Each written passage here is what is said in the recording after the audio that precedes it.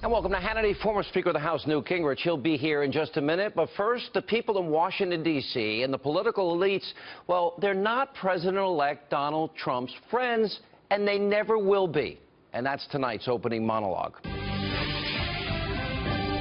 Now, Donald Trump, he's been meeting with the likes of Mitt Romney, Chicago Mayo, Rambo, Deadfish Emanuel, people like Al Gore.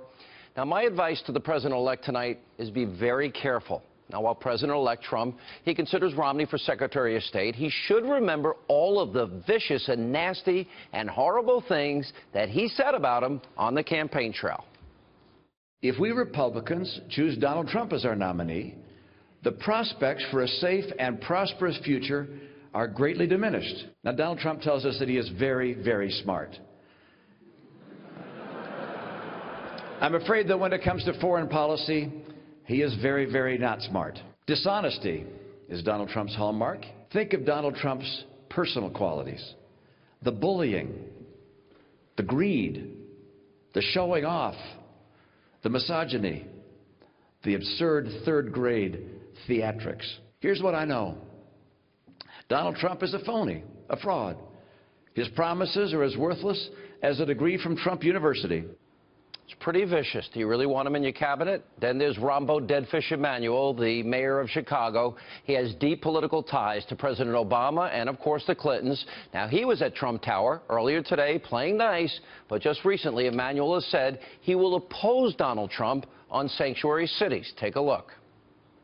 To be clear about what Chicago is, it always will be a sanctuary city. Now, administrations may change, but our values and principles as it relates to inclusion does not.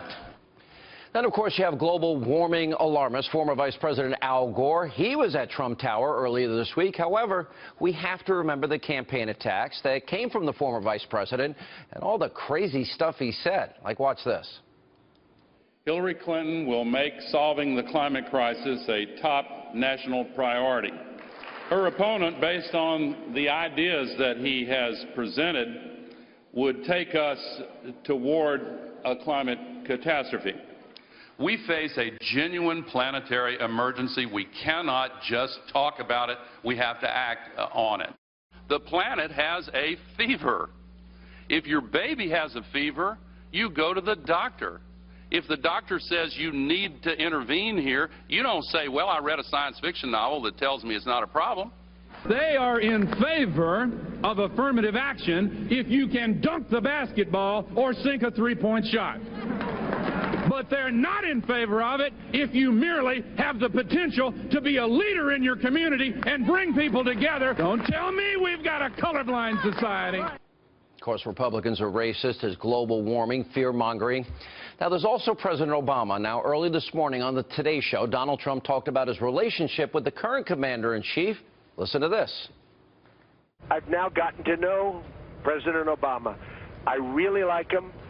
We have, I think I can say at least for myself, I can't speak for him, but we have a really good chemistry together. We talk. He loves the country. He wants to do right by the country and for the country. And I will tell you, we obviously very much disagree on certain policies and certain things, but, you know, I really like him as a person. President Obama's been one of the worst presidents in American history. That's just a fact. Now, the president-elect, I understand he's taking the high road here, and I guess probably he should, to bring the country together. But to me, it's pretty obvious that President Obama is putting on a front in front of the country. Now, our own Ed Henry, he's reporting that the president is planning a farewell tour in mid-January with major speeches in up to 3 cities. The likely goal, to undermine Donald Trump before the inauguration and, of course, to try and alter the political narrative. Now, as we've said before, there's no way that President Obama will follow in President George W. Bush's footsteps and, out of respect for the office, not criticize the next commander-in-chief. President Obama is a divisive, radical, left-wing ideologue. Always was, always will be. And once he's out of office, he'll be going after Donald Trump the same way he did on the campaign trail. We might remember this. This is somebody who spent 70 years on this earth, showing no respect for working people. This is somebody who vilifies minorities, vilifies immigrants, vilifies people of Muslim faith.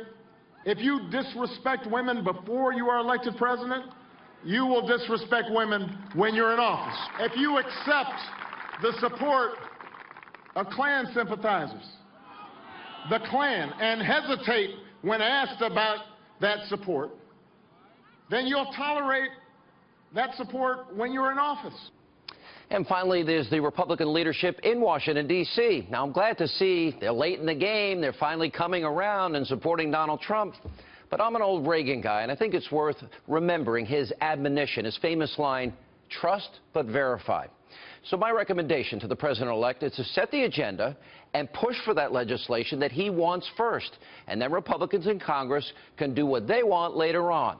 Now, Washington, it might seem like a nice place, but as Trump has said, it's a swamp. And as soon as things get even a little bit tough, those people, these newfound friends, the political class, they will turn on him on a dime. So if the president-elect, if he wants any real friends in Washington, well, I heard he just got a dog called Patton. If he wants 2 friends, get 2 dogs.